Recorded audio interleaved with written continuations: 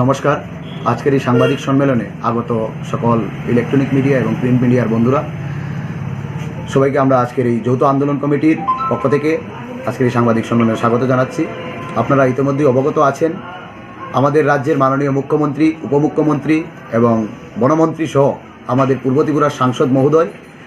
আজকে কাঞ্চনপুর মহকুমার দশদাস্থিত শহীদ শ্রীকান্ত দাসের বাড়িতে আসেন, ওনার পরিবারকে সমবেদনা জানান এবং আর্থিক সহায়তা করেন। তার জন্য আমরা যৌথ আন্দোলন কমিটির পক্ষ থেকে ওনাদেরকে অসংখ্য ধন্যবাদ জানাই। ওনারা যে মানবিক দৃষ্টিভঙ্গি নিয়ে আজকে আমাদের এই শহীদ শ্রীকান্ত দাসের পরিবারের পাশে এসে দাঁড়িয়েছেন, তার জন্য আমরা ওনাদের কথা চিরকাল মনে রাখব।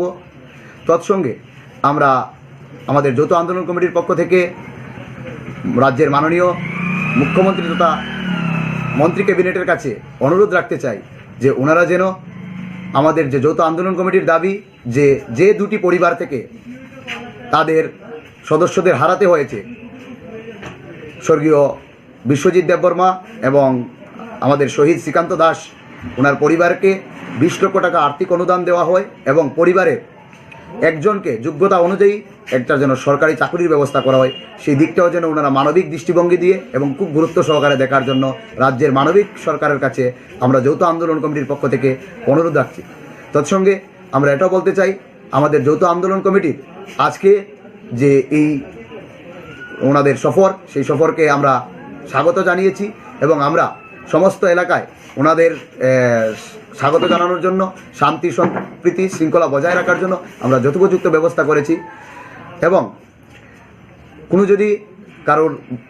বিক্ষিপ্তভাবে কারোর কোনো দাবি থেকে থাকে, সেইগুলো দাবিগুলো আমাদের যৌথ আন্দোলন কমিটির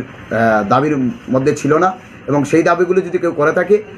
সেটা তাদের একান্ত ব্যক্তিগত অথবা তাদের কোনো উদ্দেশ্যজনিত কারণে তাদের সেই দাবি, আমাদের সেই দাবির সঙ্গে এই যৌথ আন্দোলন কমিটির সেই দাবির সঙ্গে সেই বিক্ষিপ্ত দাবিগুলোর কোনো যোগাযোগ নেই। এই কথাগুলো বলার জন্যই আমরা এই সাংবাদিক সম্মেলন করি এবং শেষ করার আগে এই কথাটাই বলবো যে সরকারের এই মানবিক দৃষ্টিভঙ্গিতে এবং সরকারের এই মানুষের পাশে এসে জনগণের দ্বারা নির্বাচিত সরকার যেভাবে জনগণের পাশে এসে দাঁড়িয়েছেন, তার জন্য আমরা ওনাদেরকে অসংখ্য ধন্যবাদ জানাই এবং আমরা আশা রাখবো রাজ্যের সবকটি রাজনৈতিক অরাজনৈতিক দল এবং সবাইকে এই পরিবারগুলোর পাশে এসে দাঁড়ানোর জন্য এই কঠিন সময় আমরা যৌথ আন্দোলন কমিটির পক্ষ থেকে এবং আমরা এখানকার যারা জনজাতি আছেন সবাইকে, আমরা জাতি জনজাতি উভয় অংশের মানুষকে আমরা বলতে চাই, আমরা প্রত্যেকটি মানুষের যখন তারা নিপীড়িত হবেন, তারা উপর কোনো ধরনের অত্যাচার হবে, যৌথ আন্দোলন কমিটি এবং নাগরিক সুরক্ষা মঞ্চ তাদের পাশে এসে দাঁড়াবে, সেই কথাটুকু আমরা দিতে চাই।